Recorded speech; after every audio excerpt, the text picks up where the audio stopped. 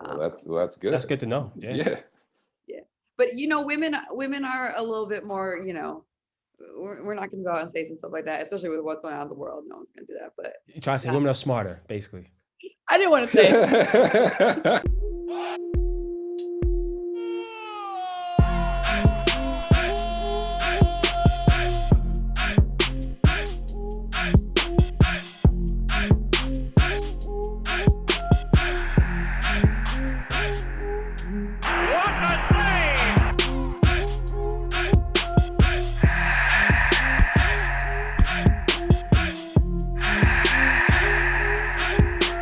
Ladies and gentlemen, welcome to the Crack Podcast. All right, ladies and gentlemen, welcome back to the Crack Podcast. So happy to be here with my co-hosts, Damarcus Beasley and Oguchi Onyewu. I am Mabricio Mookie Wilson, and welcome to the Crack. What's going on, fellas? What's up, Bees? You look upset, buddy. How you gonna make me laugh right off rip? Hey man, I had a procedure this week, so my facial expression won't be as normal as usual. For all y'all that don't know, B's got some Botox and facelift. He's not able to move his face. I got my 4 wisdom teeth taken out this week. Damn. And yeah, all 4 at once. I talked to the dentist. He's like, yeah, you need to get these out. And I was like, okay, I'll do 2 now, 2 later. He's like, nah. He's like, it's better. Do all 4, get them all out, get them done. So I was like, cool. So I got them out. They out. My jaw hurt like a motherfucker. Especially my right side, but it's cool. This man is talking like you can see it. You can see it. I mean, he's talking like Kanye through the wire. Word. Ooh, good one. Word. But all good. That's what's up. So Mookie got a nice little haircut. The bangs are popping today. He fluffed them out today. Gooch, how you feeling, man? Man, I'm great. Springtime's here. Got to take my Zyrtec and my allergy medicine every damn morning so I don't die from the pollen. You got your shots? Yeah, I got vaccines. You got both? Yeah, I got both. I need to get mine. I think I'm getting mine in 2 weeks. My first one. Yeah, it's a liberating feeling. Even if I'm gonna be the first to admit, like at first I was like, I don't know, this joint came out too quick. But then now I'm just like, let's try and get back to some kind of normalcy. Let's feel comfortable going out. You know what I mean? Even though you still got masks and stuff, you want to feel more confident when you're places. So right. Well, I'm so excited about our guest today. We have footballer Sarah Gorden joining us, and we're gonna do something a little bit different. We're gonna have Sarah join us from the beginning, so we can kind of get her point of view on not just about her career, but so many topics that's going on currently in the climate of soccer and as well as the real world. So I'm gonna go right here and introduce to us into our crew, the Crack crew, not only the gifted footballer from Chicago Red Stars, U.S. Women's National Team, but also a model, an entrepreneur, a community activist, and more importantly, a mother. Let's give a big up to Miss Sarah Gorden. Thank you, Sarah. Can you hear us? All right, we got your audio a little bit. Robotic. Maybe get your audio out and on again.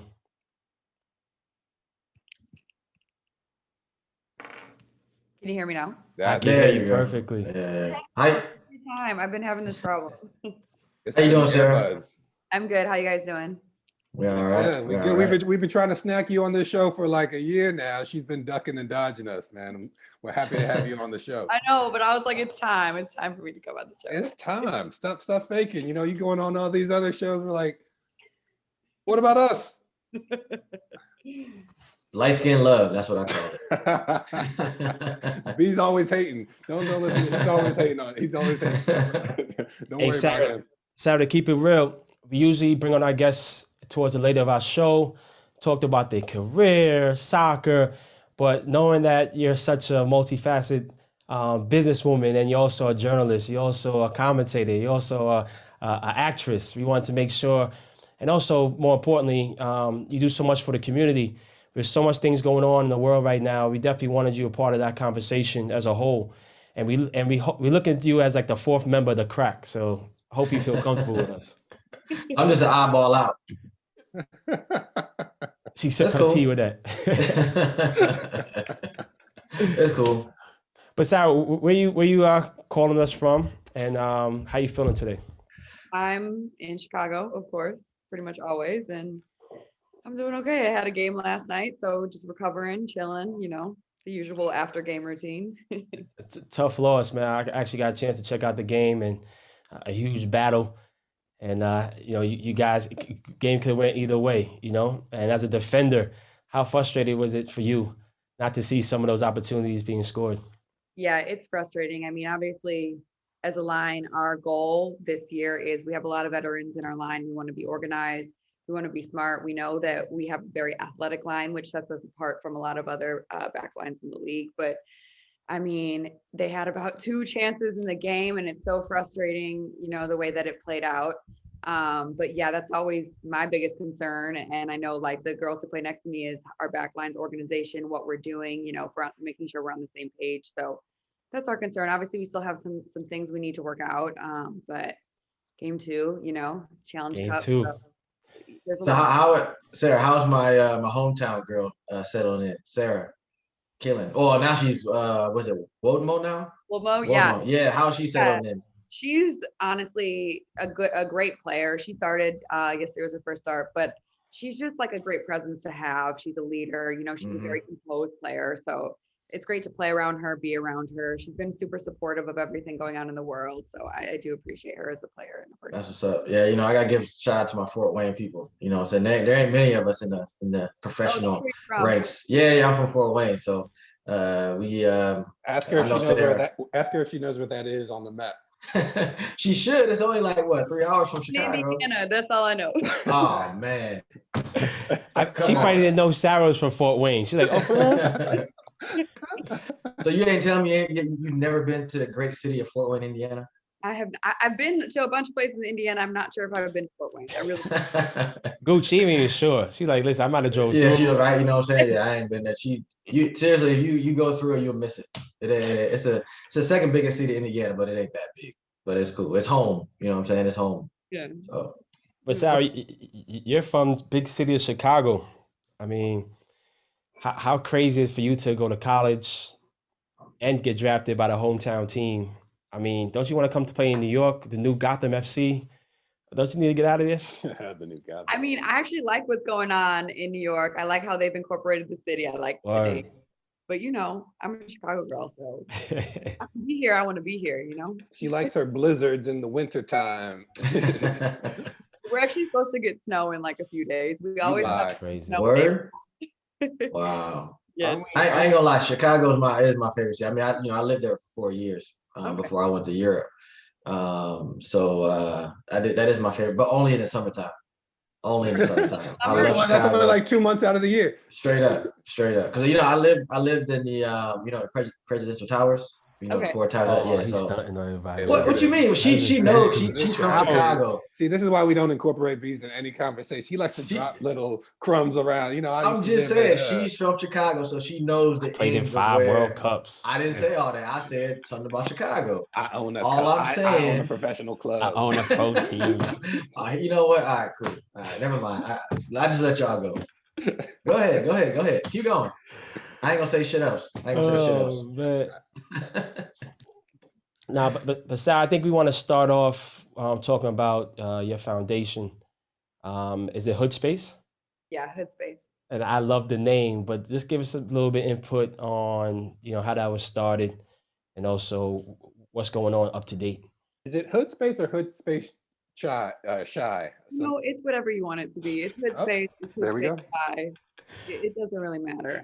But I started it last year when everything was going on in the world and we were all just stuck in the house, like reflecting. And I'm like, like, how can I go actually make a difference in my city? And I feel like yoga, meditation, they were just 2 things two outlets that really like turned around my mental health and made me a better player, a better person, a better mom. So I was just, it just hit me like I can kind of use these outlets and bring yoga meditation to Black girls here in Chicago. Obviously systemic racism runs really deep, especially here in Chicago. So I just thought that, maybe I could do it. So the mission of Hood Space is helping girls of color and Black girls in Chicago find a space of flow through yoga, meditation, and of course, sport. So yeah, that's kind of like the mission of That's Phenomenal. dope. That's dope. Awesome. Bees, do you yoga? But I tried it. I'm not very flexible, so That's why you need the yoga. It didn't work for me. Yeah, we had To do yoga. yeah, yes, but it's hard. People It's don't understand hard. how hard yoga is though. Because we tried it. I mean, we hard. tried it once when I was in Scotland with Rangers. We tried it for like maybe a week. It didn't last because all the boys said they didn't like it. We tried a little bit in Houston, the last club I was at. We tried it for a while, maybe like 6 months. And some of the boys liked it, some of the boys didn't. Then it was an optional thing. Some guys wanted to go, some guys didn't. And then after that, but I mean, it's cool. Like the teacher was cool. I like to try new things, you know what I'm saying? So it's not like I was the one complaining. I just couldn't do it. You know what I'm saying? Like if I was a little more flexible and I could, if I got myself into it a little more, I could probably, see the fruitation of it. But as far as me not being as flexible, and especially towards the end of my career where I'm the old grumpy player where I have my own ways of doing things, you know what I'm saying? So it was a little bit of that. Long story short, bees can't move. I feel like a lot of people can't get past the discomfort of it, but that's actually part of the process. Really. Right. I thought it was all stretching. I didn't realize how hard and intense. Like you come out of there tired, fatigued. Yeah. But it strengthens your core. And for me as an old man, I need it. So I signed up I went to Groupon, got my little yearly pass, and then COVID hit. So I wasn't able to kind of that's an excuse. Yep. That's like an excuse. To me. That's just an excuse. So you've been going to yoga now that COVID's kind of. I ain't there yet. I just got vaccinated. Now I'm ready to start thinking about it again. You know what I mean? But I'm glad that you spoke about mental health because, as you know, performance on the field, half of it is mental. I think I heard about you discovered that, and talk to us a little bit about how you went through that process, and also how did that change your game? Yeah, so like my rookie year, the transition from college to pro, I had so much anxiety on the field. Yeah. Every time I got the ball, I was like, I didn't even want the ball at some point, like some points of it. So I was just like, I can't live like this. The main reason I started like the mental health journey and found yoga meditation is because I was like, I want to be a better soccer player. You're young, like it's really all you care about is being a good athlete. People telling you like, you're a great player. So that's really why I started, like I found yoga meditation, but like through the process of doing it, like it just transformed so many parts of my life and like really helped me make space for any feeling, good, bad, whatever comes, through my mind and my heart. And so it just like really was transformative for me in so many ways. And like, it sounds cliche, but like it truly, like, it just creates space in your life. It doesn't even necessarily like it makes your life better because, you're not fighting everything that's going on in certain Who introduced you to yoga? Like, or you're like, oh, I'm just going to try it. Or did somebody like, hey girl, you need to try this out? Or how did that come about? So I'm like a big nonfiction reader. And like, I would always read like self-help books and psychology books. And so some of them would just talk about pretty much all the ones I was reading were like, you need to do meditation first. And like, that was the hardest thing to start. Cause I'm like, I don't want to sit here with my eyes closed. Like my mind is racing. But then from there, starting to meditate a little each day, I just realized that like, I find a lot of presence in like, being one with feeling my body, sensation, stretching, stuff like that, especially as an athlete, like, how it is. So that's really what got me into yoga. And it can be stretching. It doesn't have to be super complicated, but it's just the fact that you're present and you're there through the discomfort, through whatever's going on, that like really makes it like brings you into mindfulness. Yeah. I've tried yoga. I didn't go to a studio. I bought it back when, this is how old I am. I'm speaking on my age. I bought a DVD And I did it at home. Listen, we don't need you to laugh, all right? Yeah, Chill look at out. her face. She Yeah, said, no, what?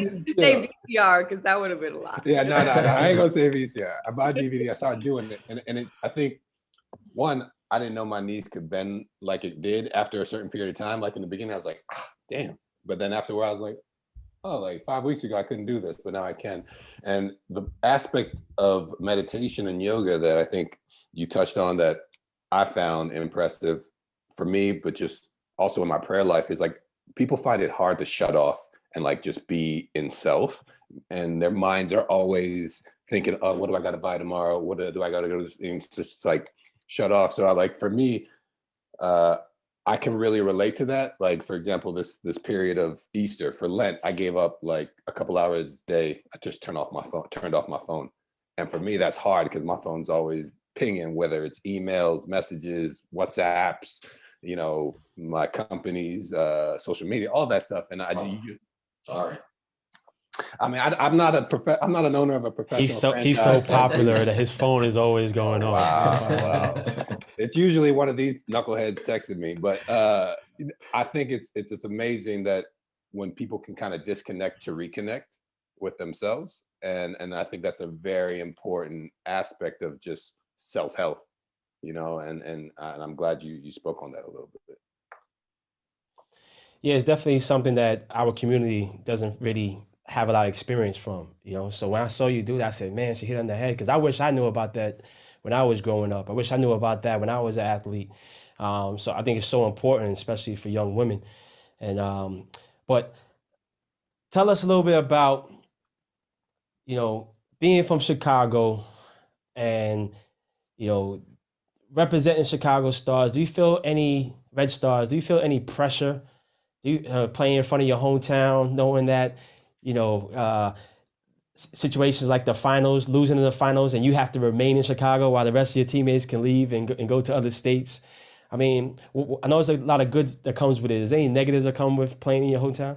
Yo, you know, I was just thinking about this yesterday. Like, the idea of playing in front of my hometown, I love. Like, yeah, sure, like there's butterflies, anxiety before a game, but I mean, I love it. I love, you know, being here in the city and actually like knowing the community and being able to represent them on the field. But like, I feel so much more pressure when it comes to like everything that's going on with social justice and all that. Like, that's where I feel pressure, because I'm like, I need to do something. That I feel so much more pressure in my responsibility to that than I like being able to get on the field and take my mind off of everything. Like, I love to be able to do that. I feel so much more pressure in like other aspects representing the city.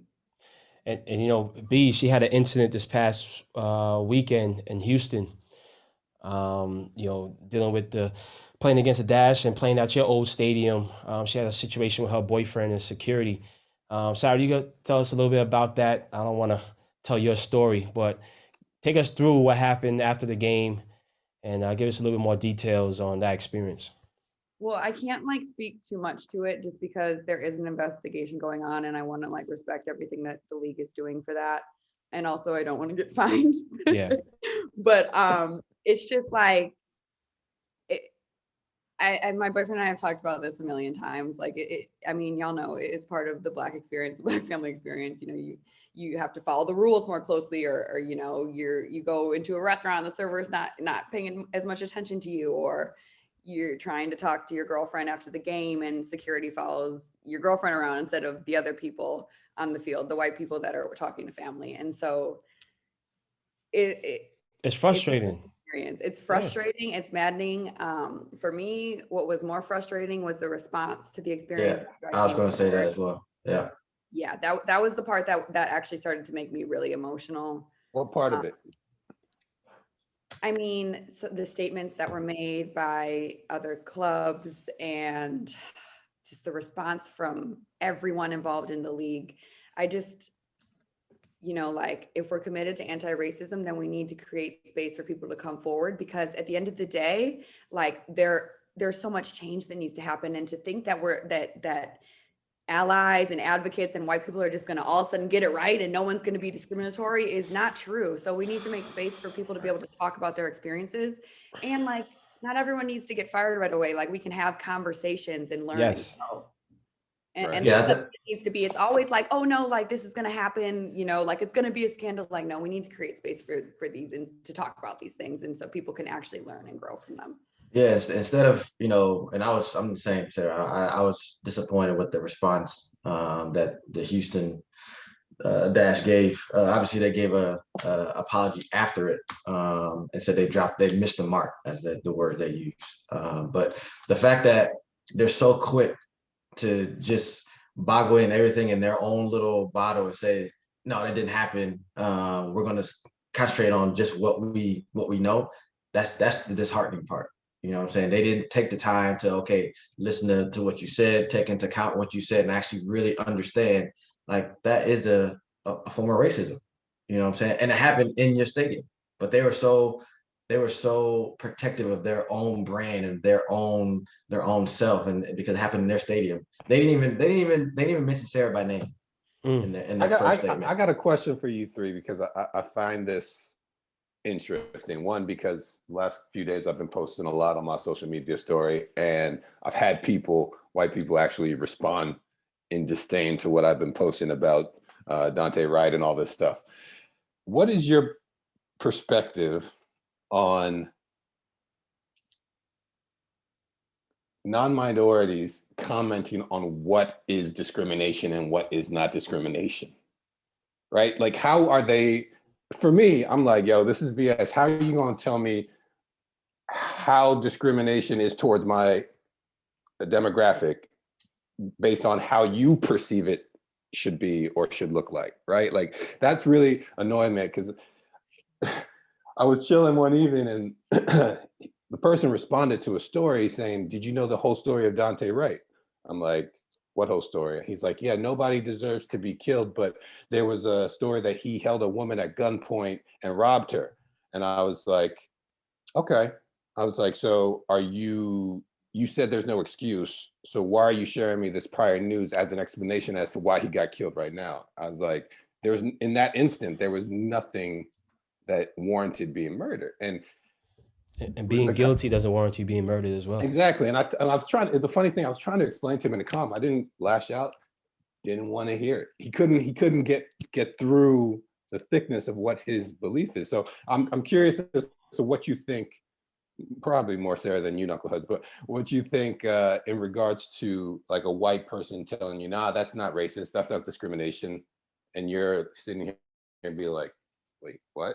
Like, how is the oppressor going to justify how the oppressed is perceiving your actions, right? I feel like I've made it very clear on my social media that if you are a white person, then you do not get to dictate what is racist, what isn't, what is discriminatory, what isn't. Like, that's not where we're at. Like, you get to listen to what people of color have to say about it. And honestly, I don't think there can be anything more to it than that. But like, when I think about what happened last week, I think the most surprising thing was, and I won't get specific with it, I'll just say that there were people within the league that I found out that didn't believe what happened or thought that I was throwing a race card. Wow. And that was the hardest thing for me to hear, because I thought that I was in a league with, you know, people dedicated to this. Mm-hmm. Woke. And allies. Exactly. And the biggest issue is, if you don't believe me, then we can't even have the rest of the conversation. Exactly. Exactly. It's Crazy. crazy, because it's almost like they're like, oh, it's the boy that cried wolf.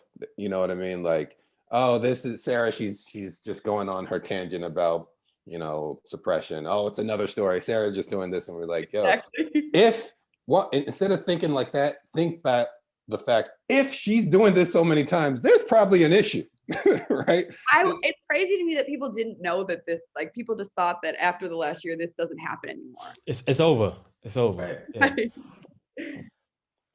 Now it's sad. It really is sad, right? Because it shows you how much work that still needs to be done and how far we are from getting to equality, right? In terms of just respect as a race, right? And as human beings.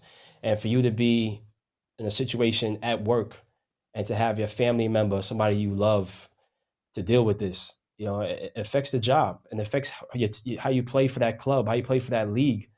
And I think we we're going to face a lot of this coming for the next couple of years, because everybody puts a social media quote, they put a meme together, stand by you, blah, blah, blah. That's so easy. It takes 5 minutes, put on Canva. And then now they have to actually show it. And then we're going to see that we're not going to get that support. So what do we do next, Sarah? What do we do next? How do we continue that conversation? And how do we get to the point where we can actually have these things come to fruition?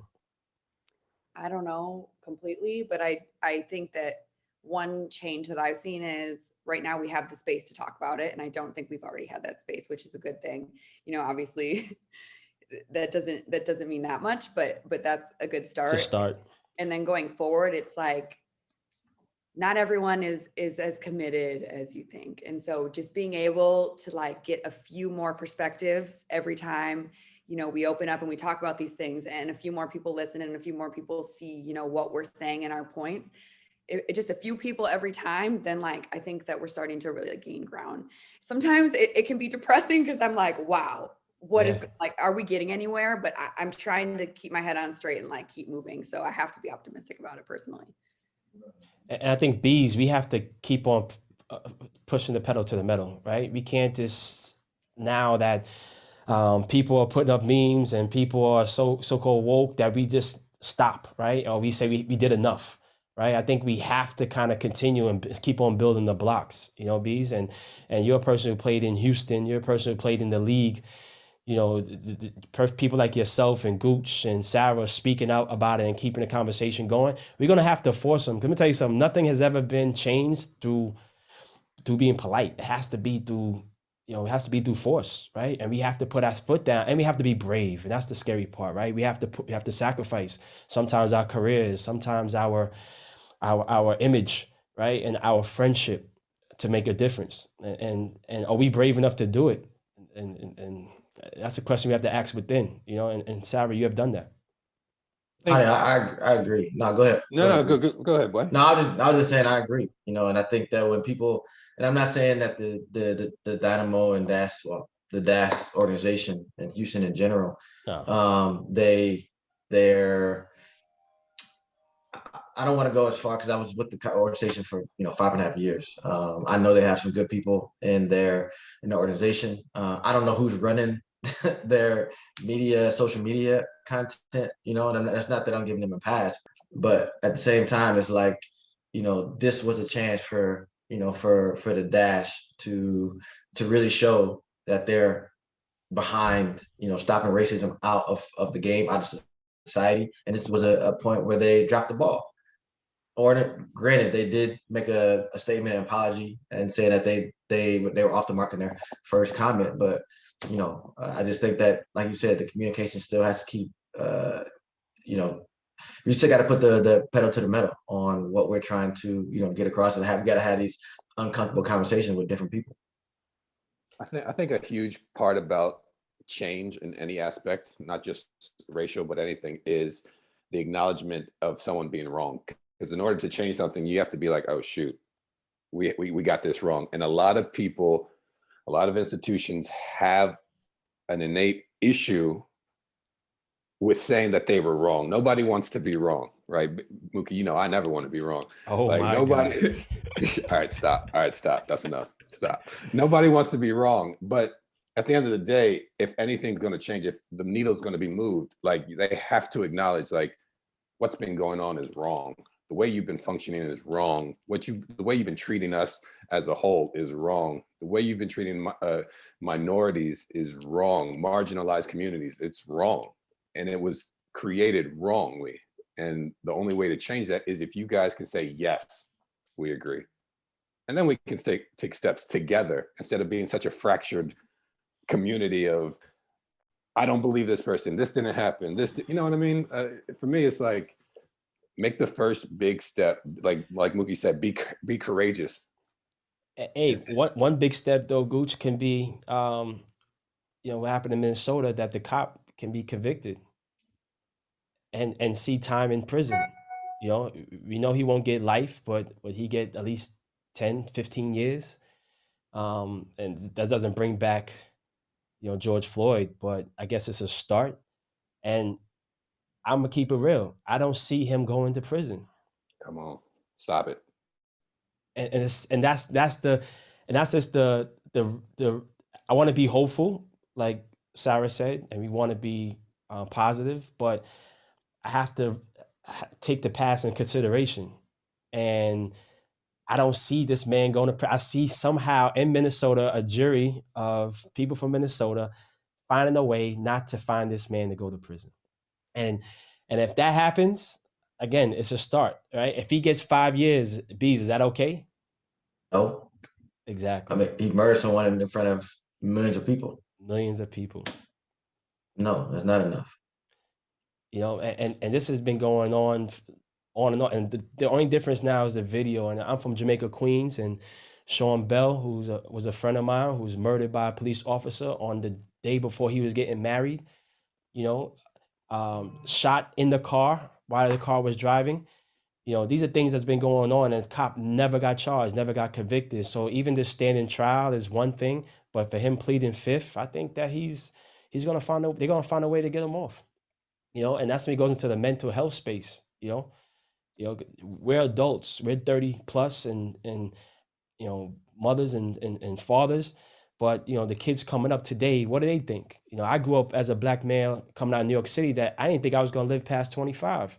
When I got to 23, I started saying, okay, I could plan for the future. That's common. Sarah, you have a son, right? And you had him early while you were in college, correct? Yeah. One, tell us about, having a son so early and still being a rock star of a woman, an athlete, a model. And then two, what you hope for him in the next 10, 20 years. Well, quite a transition. Honestly, I mean, well, it transitions, but it bleeds into it right. a little bit. Like, y'all heard what's been going on in Chicago with the 13-year-old Adam Toledo. So it's like, I was just talking to my boyfriend last night, like, we have conversations with our Black sons about, how to act, what to do. And that really, that threw me. It's so, I can't not get emotional about it. But yes, I did have a son when I was in college. When I was 21, I had him, and I was at DePaul, obviously. And, in the soccer world, a predominantly white sport, people don't have babies when they're going to judge you. They're going to look at you like, yeah. Oh, hell yeah. Yeah. So that was a difficult experience. But was your coach supportive? At first, nobody was supportive. Mm-hmm. Everyone want to touch you. Everyone was like, we're so disappointed, this, that, so it was kind of a mess, honestly.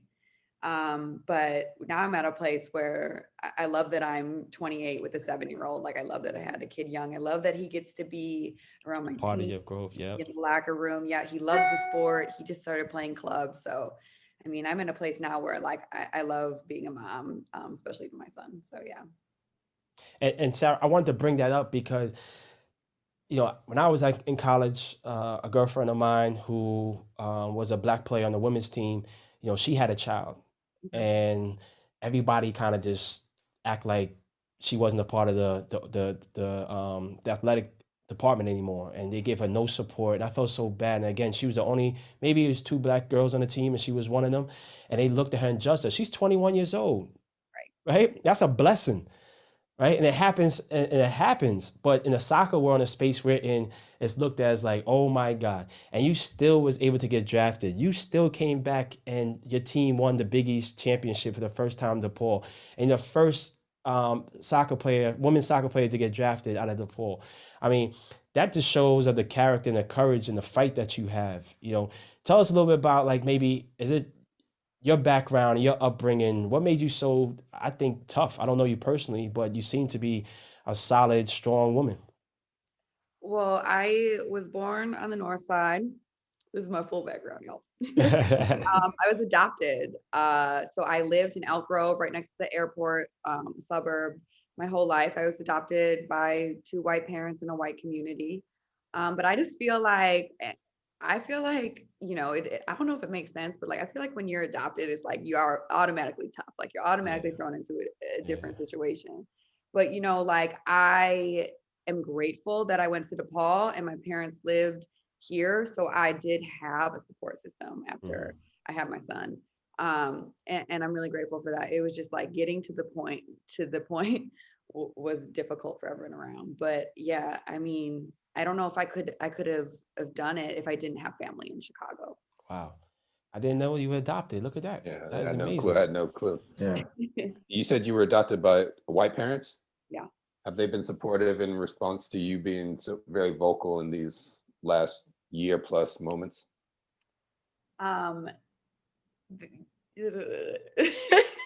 Yeah. You know what? Like when I say I lived in a white suburb, like I mean like a white Fox News, Republican, Okay. like that's Okay. the kind of suburb like Yeah. that I lived in. So you know, that's what I learned in my house growing up. So to some degree, like I can understand why people are the way they are because that's how I was raised. I just, Yeah. you know, my Yeah. life was much different. But yeah, so they're growing and they're trying to be as supportive as they can. Yes. Right. They're learning. Sarah, when did you realize you were Black? Meaning not skin wise, but like experience, real talk. Because you can grow up, I know friends who grew up in all white neighborhoods and you know, they have a comfortable situation around them, and then something might happen and they realize, oh shit. This is So like in the summer, I would get really dark and people would always be like, is that your child? Or like, did she go to Jamaica or on vacation? I used to laugh about that. But then when I was in club growing up, I want to say like 14, I got called the N-word on the field. And that was like the first time I had like a real like, whoa, Yes. this is crazy. But yeah, I mean. And you know, that's the great thing about for me for soccer is that soccer taught me about racism. When I was 11 years old, I got called a nigger on the field. And that woke me up to real life. I'm growing up in an all Black neighborhood. You don't really get experience to a different culture unless it's like teachers in school, police officers, people of authority. But playing in the suburbs and playing amongst different nationalities, you get to realize, oh shoot, you know, this is the real world that we live in. And you know, that makes you grow up a little bit faster. It makes you see the world a little bit quicker. And you know, how difficult was it for you to be in the Black culture and play soccer amongst your peers? If that makes any sense to you. Yeah, no, like it wasn't difficult for me just because like I didn't see myself differently just because I wasn't raised to see myself differently. My parents didn't tell me I was Black, first of all, until I met my birth mom and she was like, yeah, like you're, you know, so I didn't know what I was mixed with to start with. So I never saw myself differently besides like comments like, oh, you're darker than your family. Yeah. So like and being in a white community, like I had Black friends, but like there weren't a lot of Black people around. But it's as I got older that I like, you know, just would naturally was drawn to Black culture, being around Black people, and obviously like finding out my ethnicity and my background. You know, like when you're adopted, it's like this whole question of your identity. You don't really know where you fit in, what you are, especially when you look different than your parents. Definitely. So yeah, that's always been like a difficult thing for me to navigate. Wow. Gucci had no idea. Bro, I tell you, we're peeling layers of the onions away right now. I'm sure there's gonna be more before we finish this episode. I'm sure we gonna get down and dirty in the grit of it. So, hey, did you guys hear about? You know, I'm an Arsenal fan, so you know, Arsenal. We just had a 4-0 victory yesterday, beating Bees. What the team name? Slavia Prague. Slavia Prague, right? And they had an issue. The previous Europa, they faced the Rangers, and one of the players walked over to Kamara and called him the N-word and said a racial slur. And I just found out that that player got 10 games banned. Is it from the league or is it the Europa from the league as a whole, right? No, from a whole, yeah. And he didn't. It wasn't the the N-word. His exact words were, "You are a fucking monkey. You know you are." Monkey. That's what he said in his ear. Because they got close and it was some kind of, I think it was a scuffle or a foul, and the dude Kandela from Slavia Prague whispered that in his ear. And the fact that, go ahead, what you gonna say? No, I mean, my issue is that when I heard 10 games, I was like, oh, okay. And I was like, hold on. 10 games? Yeah. What happened to no tolerance? And we just spoke That's about kind of like eradicating and really making a statement, right? And a cop getting arrested. And if if he's not fined and if he's not suspended for the whole year, what are you really it's saying about that issue? yeah, that's what I'm saying. It seems like everyone, and this is, even society, football, where everyone wants to, as we said before, everyone wants to put the meme and the things on Twitter and the slogans and all that stuff on, and say that they want to stop racism and all that stuff. But once it's once it's headed in your direction, once it's right there for you to make a change, it doesn't happen. FIFA had a perfect, and the thing is, we didn't even talk about this. He was found guilty. This was Yes. nothing. This was They not investigated. they investigated. He was found guilty, and UEFA still said it's only a 10-game thing. Bro, How is that possible? They've always had opportunities to nip things in the bud, but they So always this wasn't in the crowd. This wasn't just trying to find. They couldn't find people who did it, so they fined the club £1,000 because they couldn't find the culprits. You know what what that 10-game ban highlighted was their importance of what he did, right? They think that him calling a black person the N-word is comparable to a 10-match ban. That's the importance they put on it. Because if they believe their words of zero tolerance and racism, they'd be like, he's done for the year, or he's done for 2 years, or the club's out of this competition, because that is what they're saying. No to racism, meaning zero tolerance. No means no, not maybe, or a little bit, or 10 games. Like, I don't get it. For me, it's frustrating. Gooch, I'm going to say it because it's real. If he would have called him, a word that was like, about his gender, he would have been suspended for the whole year. If he would have said he's homosexual, if he would have said he's gay, if he would have said something like that, because that community doesn't play that.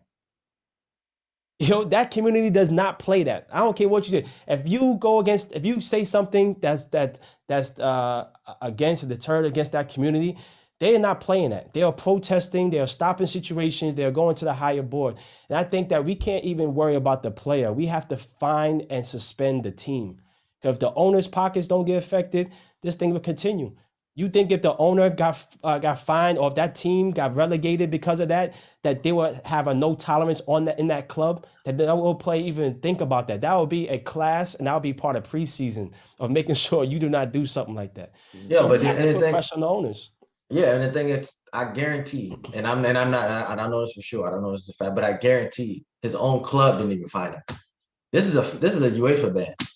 This is not Slavia Prague said, okay, you got 10 matches. This is a UEFA ban. But I guarantee he went back to his club and he was applauded by his teammates, by his owner, by all the people above him, because they were all in agreement with him. Yes, they had nothing to say. The fans in the comments were like, oh, they were praising him. They were saying, they were happy. Next time, be more discreet. Yeah.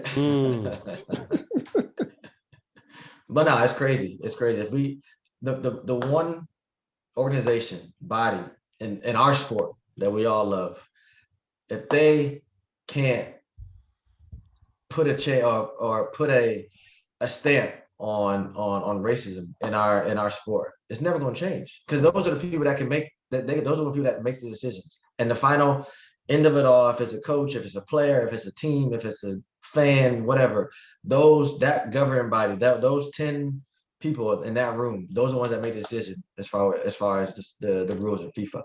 If they don't see it as a problem, how's it going to change? Answer that question. Sarah, in your professional career, have you ever seen anything or heard anything similar to this story? Honestly, no.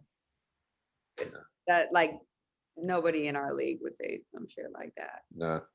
Yeah, that's good. That's good to know. Yeah. But women are a little bit more, we're not going to go out and say some stuff like that, especially with what's going on in the world. No one's going to do that. But you try to say women are smarter, basically. I didn't want to say it. That's the reality. That's the reality, man. Well, that's good. I mean, like, that just means like how much further behind in terms of our thoughts that we are than the women's league. Like, I can definitely say I've seen it. I've Experienced it. I've experienced it myself. But to say for you, like, nah, that would never fly. Not at the professional level, no. Right. Even if they thought it, they would never act on it, right? And that needs to be the case. I think that there are racist people in sport, in soccer? Hell yeah. Keep that to yourself. You know what I mean? Keep it to yourself. Like, I don't care how you feel. Don't express your feelings on the sports landscape, right? But it's just showing over and over again that it's tolerable. That's all it's showing. It's showing that it's okay. Like, okay, if I say something racist to someone, I get a 10-match ban, but I'll still get paid. Mm-hmm. I'll be back in the team next week, or not next week, but in 10 matches, which probably 2.5 months, maybe 3 months, depending on the game schedule. And I'm back playing. And that's it. Mm-hmm. There's no year ban, there's no ban for life, there's no ban for the team. The same thing with the police. It's like, yeah, you're gone for a month and then you get to come back and work again after shooting a black person. So Sarah, the top 6 out of the top 10 draft picks this year were black. Can you see the face of U.S. soccer being a black female? I think the face of U.S. soccer already should be a black female with Crystal Dunn, but yes, I absolutely do. I feel like the game is changing. I'll see Gotham FC. They have so much culture on the team. Yeah. So I do. I mean, the game, especially here in the US, it's fast paced, it's transition. And I mean, we can all keep up with it. You know, we definitely bring that. So I absolutely see the landscape changing here. Yeah. Talk about fast. I think she's faster than you, Bees. I keep it real with you. She is. I wouldn't even want to race Crystal. I'd be like, yo, you win, I'm good. I'm talking about Sarah. Oh, Sarah. Oh, no, I can beat Sarah. I ain't worried about Sarah. Christy, you can't beat me. I like that. I like that. Chi-town. That's what's up. But you guys, the Challenge Cup. Explain to me, because I know obviously last year with the situation, you had the bubble in Utah. But the Challenge Cup, is there going to be a season afterwards? Because explain to me what exactly was going on with that. We have a 24-game regular season after the Challenge Cup. Okay. So, yeah, I didn't know that they didn't even announce that. But, yeah, we're planning on having a full season and, like, ending the end of November. So what was the reason of doing the Challenge Cup and not just doing a full season? I think that they thought that a tournament-style play is fun. It gets fans engaged, honestly.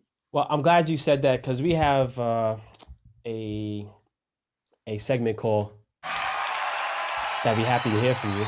We have a segment called you push the wrong button. Push the wrong button, man. You have a segment called Oh my goodness. He gets nervous. Don't worry about it. Hey, listen, man. It's called edit, brother. It's called edit. And we keep it real here. We keep it real here. This man pushed the wrong button. Oh man. Shoot me. We have a segment called Say what? And we have a gentleman, Draymond Green, who plays for the Warriors, an NBA player, and he's been very vocal about the equal pay. And he came out on Twitter and also in an interview saying that he's tired of women's sports complaining. And I want you to hear what he had to say and why he's saying that they need to stop complaining. But no one puts the money towards the marketing of women. So as great as Diana Taurasi is, you don't know her story because these companies don't put money towards marketing women. So then if they don't put money towards marketing women, the revenue never grows and it falls on deaf ears and it comes off as a complaint because no one's going to act on it. So if no one acts on it, and you keep saying the same thing over and over, it's going to come off as a complaint, as opposed to holding these people accountable that say, we support women. Women empowerment this. We're doing all of these things for Women Empowerment Month, but they don't put their money behind it. Gooch, of course. So that was a long, actually, that speech, he had an interview and it was like 8 minutes long. And the premise behind it was that the NBA or women's sports in general were complaining, he used the word complaining about the discrepancy in pay, right? The NBA players get much more money than the WNBA players, but they put in the same amount of work. I think that his intention I hope was good. I think his delivery was poor. You know, yeah, his delivery. I see Sarah itching to answer this question. She'll get into it. She'll get it. Itching. I personally believe his delivery was bad. I think his intentions were good. Basically saying that you got to put foot to the fire. Like these people, like hold them accountable. If they're saying that, just like we were saying, if UEFA or FIFA say that they're with the Black people, then show it. Don't give them a 10-match ban. Do something significant. Like if these companies are saying that they're with women's sports and equality, then put their foot to the fire and have something tangible come out of it, not just the words. I think that him saying that it's just complaining and complaints is dumb, because complaining is the same thing as a grievance or protest or objection or disdain. And it falls under the same realm of like the police brutality, right? Against minorities or marginalized groups. Like we're voicing our complaints, which we have every right to because it's wrong. We're making the objection towards it. So I think him holding weight on the word complaint, of course it's a complaint. It's wrong. Like, are they supposed to sit down and be like, okay, you know? I think he was more focused on there being action instead of just words. And it came out very foolish. But that's my opinion on it. What about you? Me? Yeah, you. Well, what he was saying wasn't wrong. Like, and I feel like I've had this conversation so many times. Like, a lot of brands like to be like equality, this, that, the big brands that we all wear, and yet, like, they're not doing anything to actually make a difference, and they have the money to be doing so. So I agree with that, but at the same time, it's the same thing as fighting for racial injustice. We need them too. Like, you can't just expect women to hold people accountable. We need men to also be speaking publicly about this, holding these companies accountable, because men have the leverage, men have the money, men have everything that we're trying to get. So it's like, you can't, like you said before, you can't just expect the oppressed group of people to make the change. Like, we need men as well. So, but what it said is right. Like, at the end of the day, companies aren't putting money into women's sports at anywhere near the same rate as they're putting money into men's sports.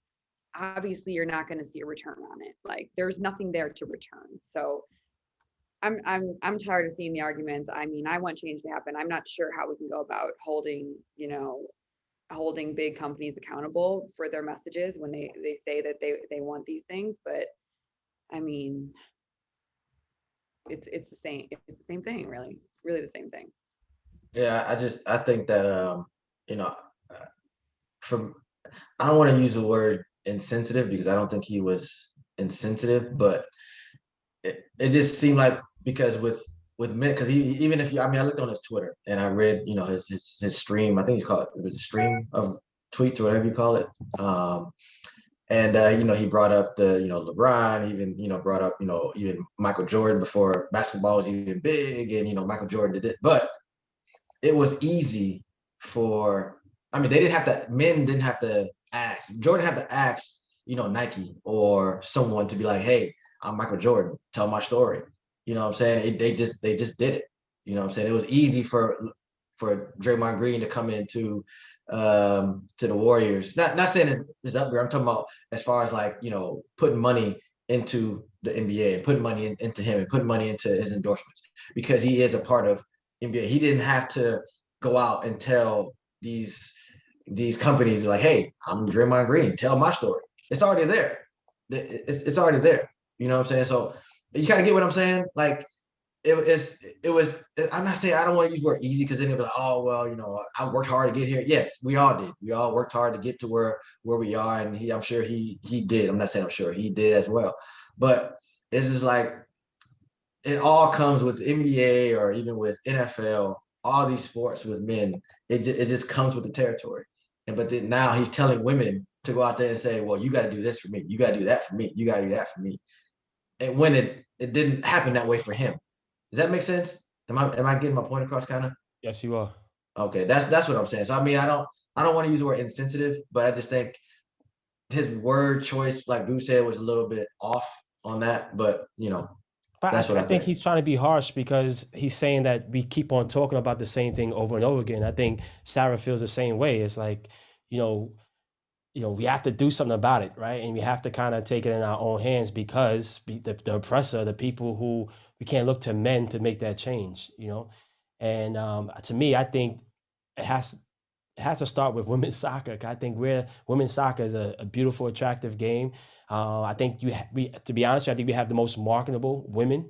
When you look at a basketball player, a woman, she's sort of tall, and that's not the average woman. A soccer player, even though she's fit, she has the height, she has the weight, she has the look of a common female. So I think a lot of fans can relate, and I think they can help the transition in terms of marketing, right? And I think that, but when do we start? When do we kind of make a difference? When do we kind of stamp and say we have to figure it out? Because it's been a while now.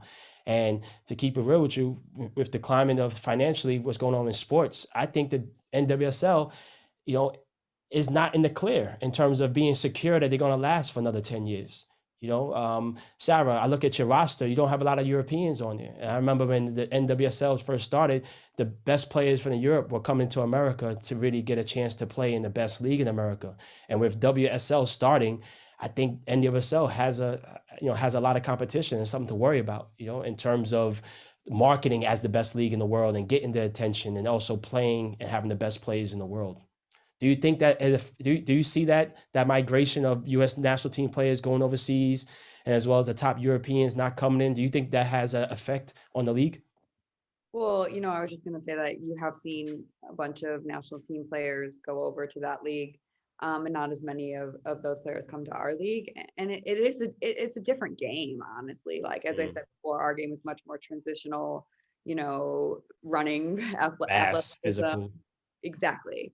And their league is much more technical, tactical. And so there are you need both. You need balance as a player. Mm-hmm. So of course, beneficial to be in both leagues at some point in your career.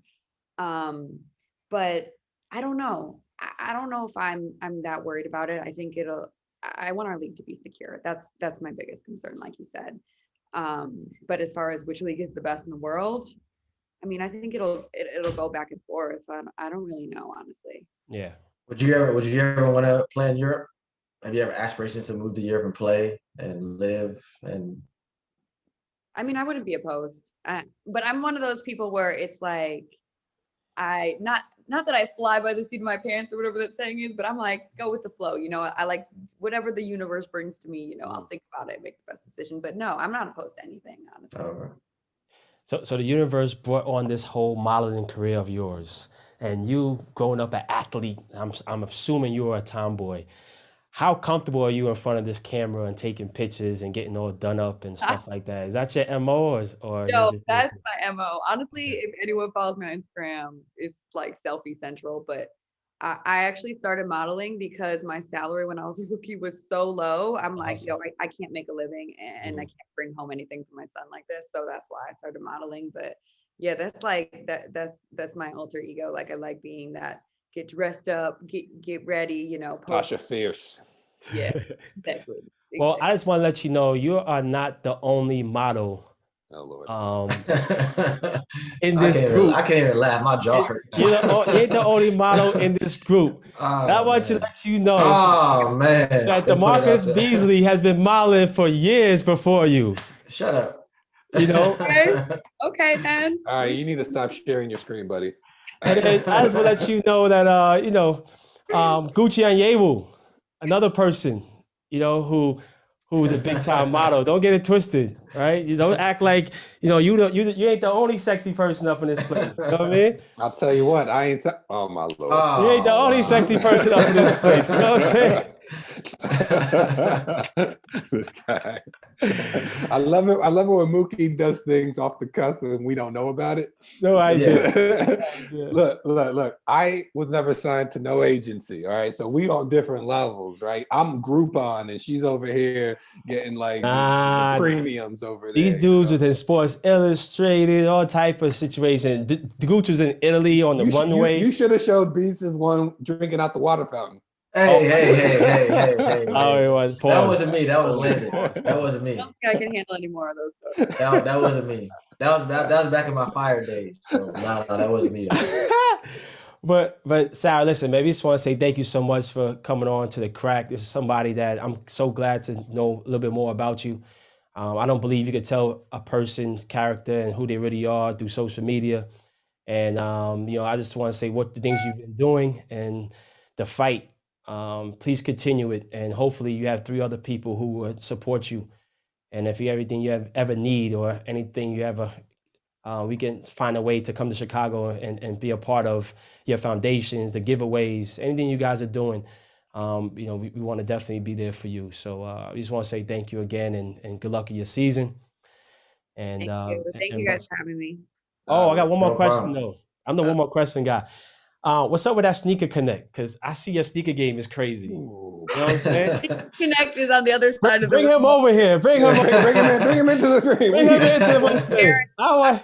You ain't sharing. I might see him in New York one day. I'm gonna run up on him though. But it's all love, Sarah. Again, stay healthy, stay safe, and much love. Thank you guys. Appreciate it, Sarah. Peace. There you have it, Sarah Gorden. I knew he was gonna bring up the shit, the sneaker connect. I knew it. I was doing it for you.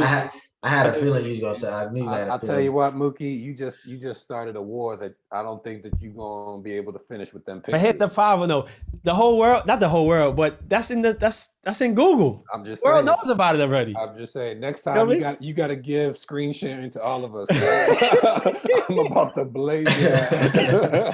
Oh, that's right. He can only do it on his. Yeah, exactly. That's true. Man. Oh, that is true. That is hilarious, man. But the conversations, right, about equality, payment situations for obviously for the women athletes. There's so much things that I think that we have to keep on speaking about and we have to keep on fighting for. And, this is a very interesting time that we're living in. And I definitely want to look back at this time and say to myself, I was a person who was active. I wasn't a person that was passive, man. And I think that, being next to you 2 guys who I get a chance to speak to definitely helps me and gives me some type of therapy, man. And hopefully that the listeners, I know this conversation hopefully continues. And then also, we hope it helps you guys as well, All right. And if anyone knows how to take away wisdom teeth pain, please let me know. Drop me a line because my jaw is killing me right now. Oh man, that's crazy. I've never heard anybody take all 4 out. Never. At once. Not in the first world country. You know what I mean? Coach, please take us away. Yo, another serious conversation. A lot of stuff has been happening in our country. Civil unrest that we thought was over. It's still pushing. There's a lot of injustices that are still occurring. And just like we said in the episode, we're trying to find a way to address it and to solve the problem, because there is a problem, right? And the more conversations like this that we have, and the more diverse group of people that we have on this show, like Sarah or anybody else for that matter, it's going to bring awareness. And I'm confident that our generation has the ability to make a substantial change in the issues that have been plaguing this society. So, this is concludes another episode of The Crack. Remember to follow us, comment, rate us, all that stuff, right? Because that's the only way that we're going to keep on giving you the fire. And B's coming through with his swollen jaws and such. So. And B's, what do you tell him? Tell what? What I miss? Peace. Thank you.